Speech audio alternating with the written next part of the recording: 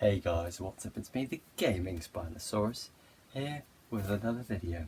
Today we will be reviewing Camp Cretaceous, and I have a lot of opinions about it, so let's just jump right into it, shall we? Before we get started though, actually, I must go through little disclaimers. Firstly, because I know if I don't mention this now, this will be the only thing commented. Yes, I understand that this is a kids show. I know that this is a kids show, and I know that I am not the demographic for it, but I really do not care. I have strong opinions about it. I watched it. I enjoyed it, so I would like to talk about it. And also, it links into Jurassic World Dominion, so you kind of have to watch it to understand the film. Secondly, if you do like the show, that is perfectly fine. Please don't take my criticism as an attack on you. If you want to share your views on this show, if you disagree or agree with my opinion, try and do it respectfully. I only say this because I don't know whether my opinion is controversial or not, so I don't want to anger any genuine fans of the show, or I don't want to spark controversy and start a war in the comments, because that's not what I like doing. I review films and TV shows and do silly streams and make silly videos. This is all for fun. So let's get on to the review, shall we? Spoilers for all 3 seasons of Camp Cretaceous. If you haven't watched them and you want to go watch them, go watch them. They're all on Netflix, all 3 of them. And yeah, spoilers from now on. Camp Cretaceous is a TV show with an incredibly interesting concept and an interesting plot, with decent animation for a Netflix TV show, that is, and really cool dinosaur design, which is important for a dinosaur related TV show, that is tarnished by awful dialogue and unlikable characters. We are going through season by season because quality wise each season is very different. Like, there are some big jumps in quality and small drops in quality between each season. So let's get right into starting by reviewing season 1 of Camp Cretaceous. For me personally, season 1 is by far the worst of the 3 seasons of the show. The dialogue is so awful, so unbearably awful. They try to be relatable to the kids by using hip and cool language, it pains me to say those words, such as abbreviations, and it is so incredibly cringy. I mean, when I hear the word obvi, I don't think relatable. I think of a bunch of boomers in a boardroom trying to relate to kids. And it makes me want to cry. This dialogue completely tarnishes a lot of the other aspects of the show, such as the characters. Most of the characters, all of the children characters have awfully written dialogue. And I mean awfully written. The voice acting is fine. I have no problems with the voice acting. It isn't exactly incredible, but it isn't awful. It's fine. It's passable. It's good at some points. But the dialogue completely ruins the characters. Most of the characters are genuinely unlikable, and at best, the characters are somewhat okay. I think, though, there is a fundamental issue with the characters, and it's not just the dialogue, though. The characters are just so one-dimensional. They are just the embodiments of like 1 or 2 traits. And that's it. That's all they are. The embodiment of 1 or 2 traits. For example, Brooklyn, the influencer. That's all her character is. The influencer who's all cool and stuff. Kenji, the rich, unlikable asshole who nobody likes and sucks. Sammy is the friendly Texan farmer girl. Yasmina is snarky and somewhat defensive, athletic girl. Ben is Dino Nerd.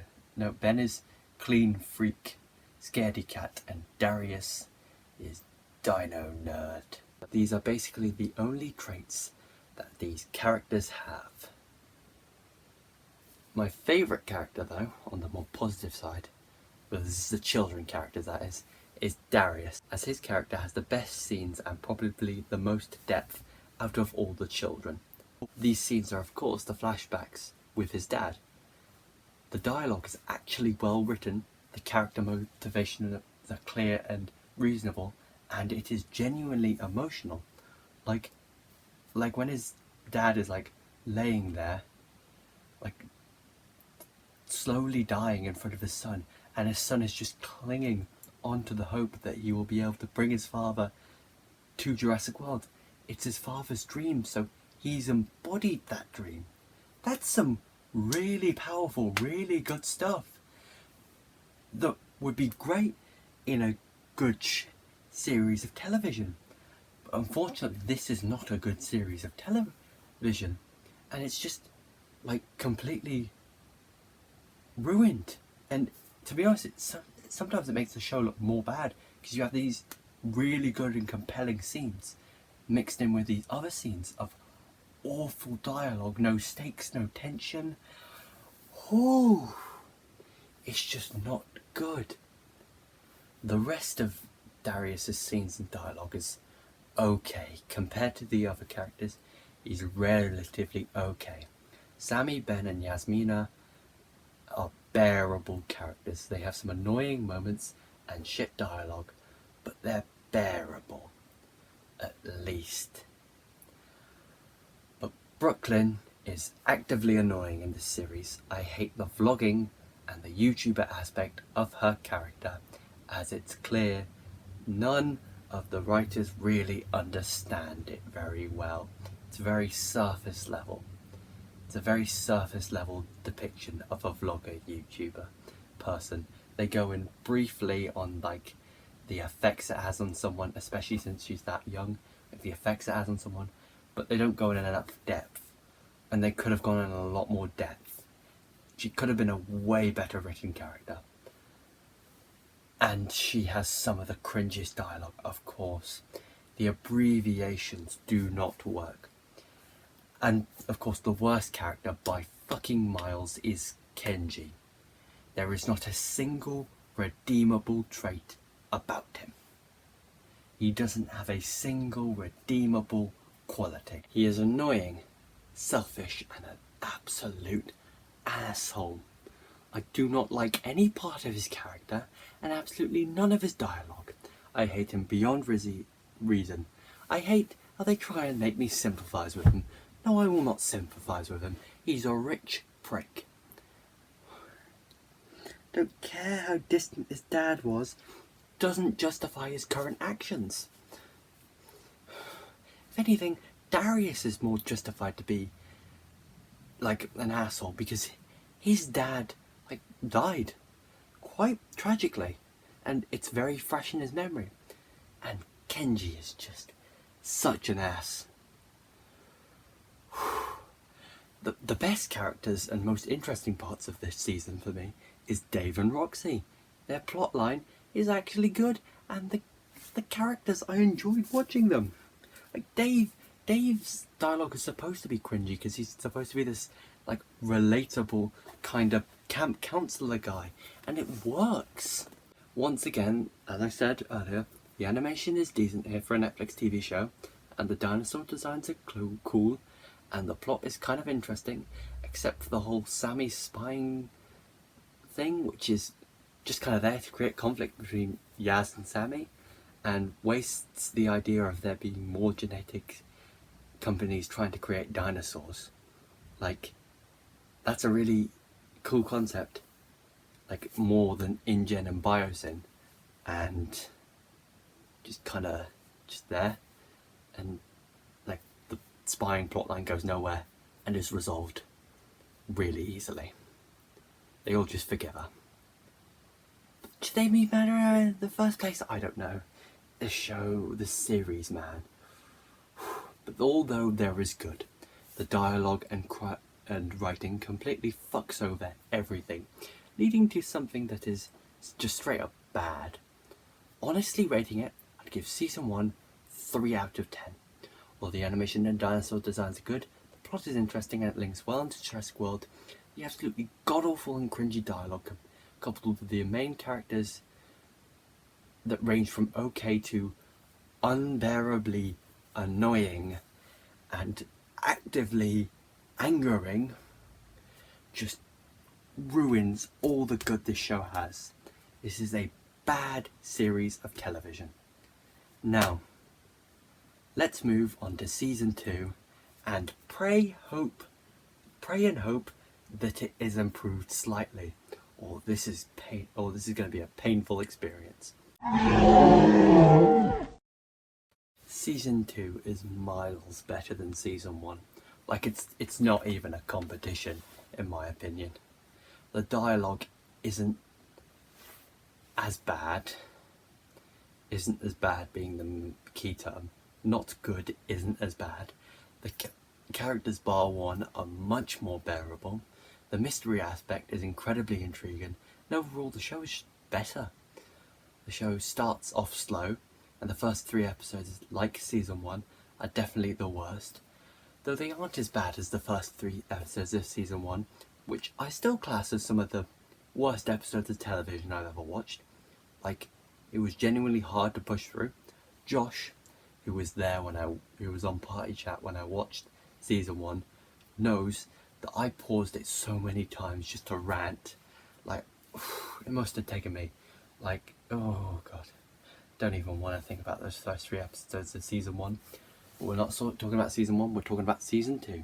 Well, as I said, they aren't as bad as the first 3 episodes of season 1. They are the worst of this season. This is because they're quite cringy with the dialogue, and the messaging in the episodes is really heavy-handed and poorly done. Specifically in episode 2, I think it's episode 2, when they try and, make a link between the dinosaurs and the children because they were both abandoned, but it just doesn't work. It's really poorly done. However, the series really kicks into gear with the introduction of the eco-tourists/hunters. These characters are genuinely an interesting concept. People hunting dinosaurs because they love them and want the dinosaurs to be remembered for the future. Not only are they interesting characters, but they are also threatening to both dinosaurs and the children. The way they just brutally kill a baryonyx as if it is nothing, with no epic build-up, they just bang and it's dead, cements them as genuine threats, and there's quite a lot of good scenes with them, especially when they're hunting the kids. I say hunting, like searching for the kids in Main Street. It's just really tense. It's a tense sequence. However, they're not perfect characters because it's so obvious that they were evil. Like, they tried to pull this, something's a bit off, but instead of going, something's a bit off, they may as well have just started waving red flags around after every line of dialogue. Because once again, it's so heavy-handed. Like, honestly, so heavy-handed. The rest of the main children characters are actually bearable, apart from, of course, Kenji, who is as annoying as ever. Like, I genuinely despise this character beyond comprehension. Like, because I didn't watch these 2 series back to back. I watched it over 3 days. Like, a season a day, basically. So I just had this fixated hatred of Kenji. Like, I don't know what it is, but there's something about his character that just I don't like at all. I guess he gets kind of more bearable, but that's about as far as I'd go. A bit more bearable. At best, he's annoying. At worst, I actively hate him. Like, his character just drags the show down, honestly. The rest of the characters do have slight moments of cringe dialogue and cringe sequences, such as when Bumpy and Ben were propelled out of the building by an explosion in slow motion. That's a mouthful to say. I genuinely wheezed and laughed out loud when this happened. The characters are overall okay, and I can at least bear their presence. The overall mystery of the season, E750 and the frozen flowers and the vents and all that kind of stuff, is quite engaging and genuinely interesting. I very much enjoyed the children unravelling the story. I think another great thing that this series did, specifically, is making the dinosaurs actual creatures and actual animals instead of either superheroes who come in to save the children magically and magically always understand the children, or unrelenting monsters who will stop at nothing to kill the children. They're actual animals. Well, apart from, of course, Bumpy, who is basically a human being at this point. Once again, I must mention how really cool the designs are, and I really enjoy them, because that coupled with the dinosaur behaviour makes them feel like actual animals. Yes, I know they're Jurassic World designs, but they've translated them really well into this animation. Overall, this series is much better than season 1, and I can, to be honest, honestly say I'd actually class it as a good series of television. Not great, not incredible, good. It's a solid 6 out of 10. Good series. However, some of the flaws are quite obvious, which is of course the dialogue and the writing. But it has much more positives, and to be honest, I'd be fine watching this show if it was about this quality. That would be good, because yes, the flaws are there and present, but the good things are more present. Oh, so thank God that wasn't too bad. Now we'll be moving on to season 3 and seeing if the show can stick the landing, even though there's more seasons planned. God, please just don't reach the level of season 1 again. It haunts my nightmares. Season 3 of Camp Cretaceous conflicts me. I have an internal conflict inside of me between the really good bits and the atrocious bits. It has some incredible aspects, but once again it's dragged down by poor writing and poor characters, and this time poor logic as well. Throw that into the mix. But I'll elaborate more on that in a bit. One of the season's biggest strengths is E750. It is portrayed to be a genuinely terrifying dinosaur, which was built to be scary and intimidating over the course of the season. The way we get like brief shots of it just hunting dinosaurs ruthlessly at the end of each episode, and we see the impacts of the E750 throughout the normal episodes. Dinosaur behaviour is all off, all that kind of stuff. Though the Ouranosauruses do not work as a compelling threat, you can fight me on it, they don't work at all. Just like they should have used like a Stegosauruses, Triceratopses, something like that. But Ouranosauruses are not scary. The most they can do is just do the thump thing. But we're talking about the E750, not stupid Ouranosaurs. And of course, upon its first appearance with the children, it makes one of the best sequences of the series, where it just terrifies the children. It is this terrifying beast. They teased E750 very well of the first few episodes, showing only enough to keep us anticipated and enthralled and wanting more. And then they reveal it at the perfect time, and they show it just to be powerful and ruthless, disposes of the children so easily, and almost kills one of them. The only 2 issues I have with the E750 is nearing the end of its appearance on the show.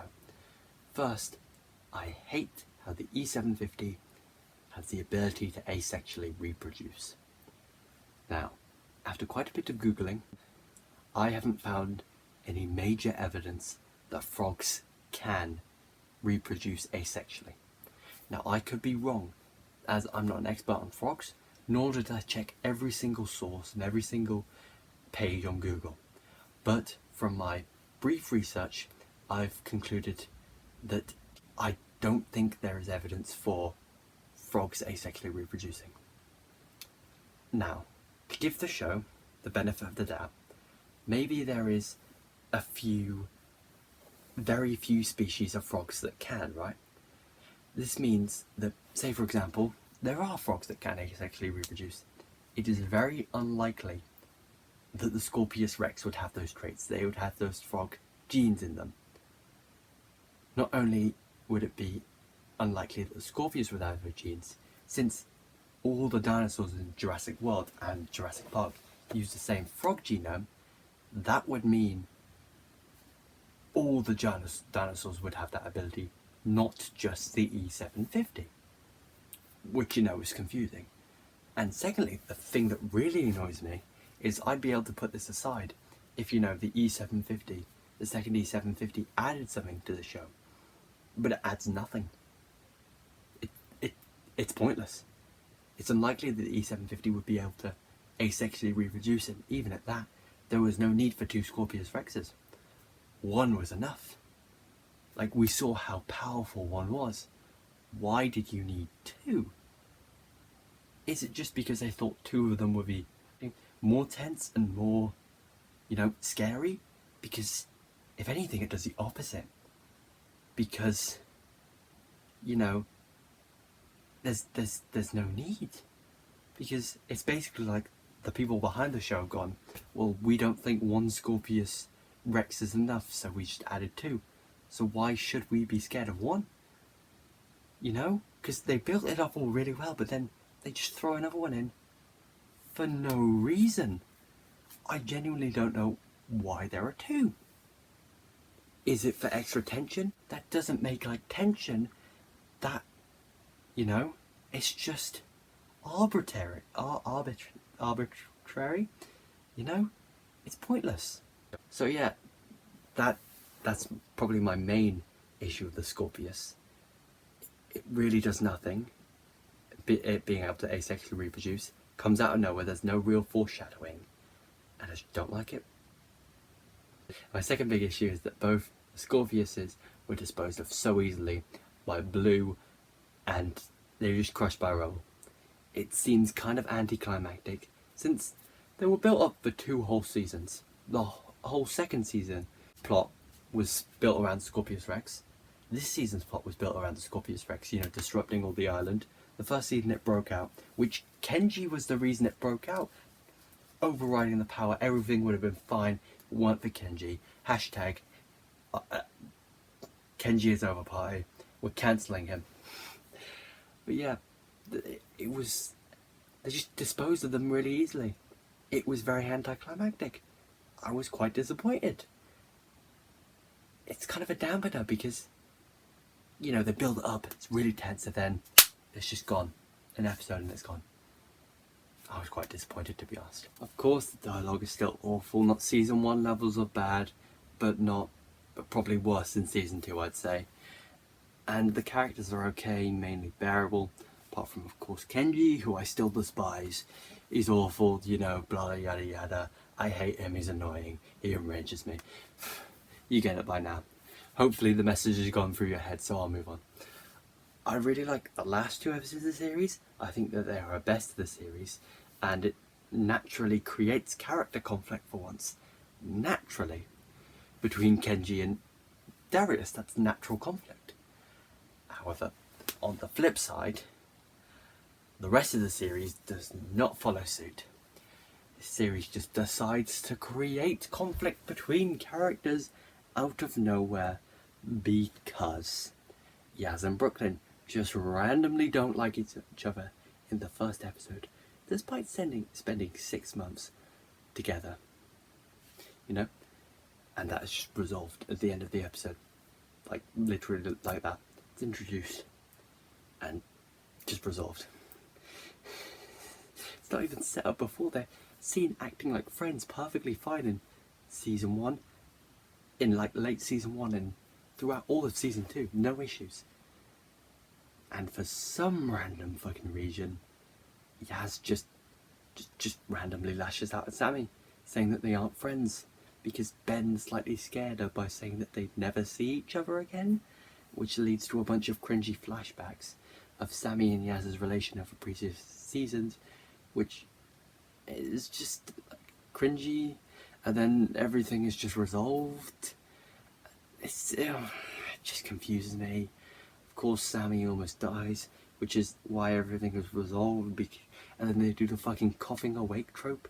Of course, she doesn't die, just like Ben, because they can't kill a child, because this show has no consequences or stakes or tension, because all the children are going to be fine, of course. And as well, just randomly in the middle of the series, while they're searching for the mystery of E750, so, you know, Sammy can't, so Sammy can get information, so family's house isn't lost, because remember, Sammy was a spy. See, it's important, guys. Brooklyn is just randomly a bit of a bitch towards Sammy and really selfish for no reason. It's just like, randomly for no reason.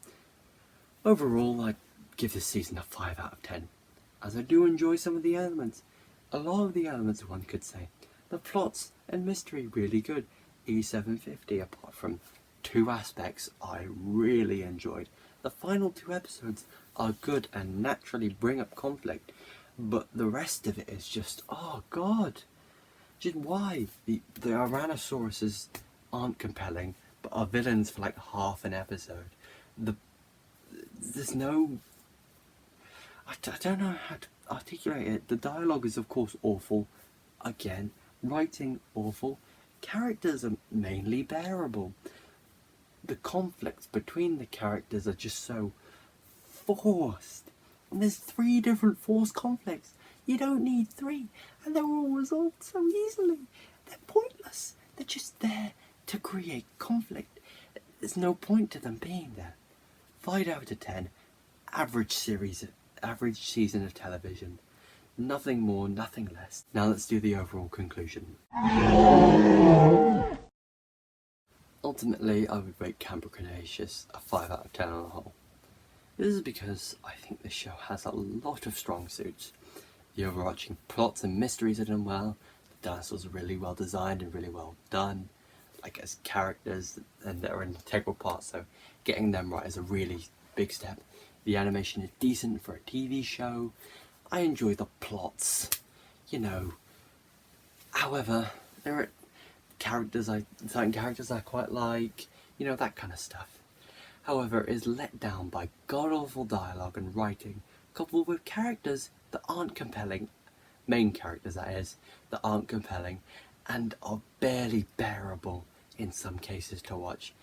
And that some episodes, especially the first 3 episodes of season 1, are incredibly hard and painful to get through. First 3 episodes of season 1, that's your hook, line and sinker, that's where you catch people, and I could barely watch them. It just like baffles me. This is such a good concept for a TV show, like a Jurassic World camp to bring in children. It makes sense. Take place at the same time of Jurassic World. You got all that tension, you got all that chaos, you got all the callbacks, all those interesting stuff you can do. Then they get abandoned on Isla Nublar. It just creates such a good story, you know. You can explore, look into other hybrids we made, which they do. The E750. It's a really good plot, and with better dialogue, this could be like a great TV show. Better dialogue, clean up on the characters, develop them a bit more, make them less one-dimensional. Show, don't tell. They tell us that the children have changed so much, but in everyone's case, except Ben, they never show it. They just say, like, oh, Kenji, you're a good person. We really have come a long way, haven't we? Camp fam. I thought I could go the video without saying it, but they genuinely, unironically say the words camp fam. Just frustrates me, because this could be a great TV show, right? But it is just dragged down to the point of it being average. This could be an 8 out of 10, possibly even better TV show, with some cleaning up around the edges, some tightening up around the edges, and this could be enjoyable. But it's a 5 out of 10, because while there is good, there is bad, and it just mashes together, creating something that is neither good nor bad, average, normal. Some could say boring. You know, it's a 5 out of 10. Nothing more, nothing less. As you can tell, this video completely broke me. I'm frustrated because, firstly, I had to watch Camp Cretaceous. It's not too bad. The first season was really bad, but the second two weren't too bad. But secondly, because you can see the potential, right? And it frustrates me that it couldn't reach its potential. So anyway, before I continue ranting for another hour about how much I hate Kenji, I'm going to leave this video here. If you liked it, please do smash like. Subscribe for more content. If you do subscribe, be sure to hit the bell icon to be notified whenever I upload. Go check out Josh's channel. My friend Evans, who was here, who helped support me through the watching of the first series, which is by far the worst series. And also go check out our joint channel, because there are some things brewing that will be coming out there soon that you'll hear about on this channel as well. But go check out that. It's Council of Twats, both be in the description down below. So anyway, I've been the Games Dinosaurus. You guys have been awesome. I'll see you in the next video. Bye bye now.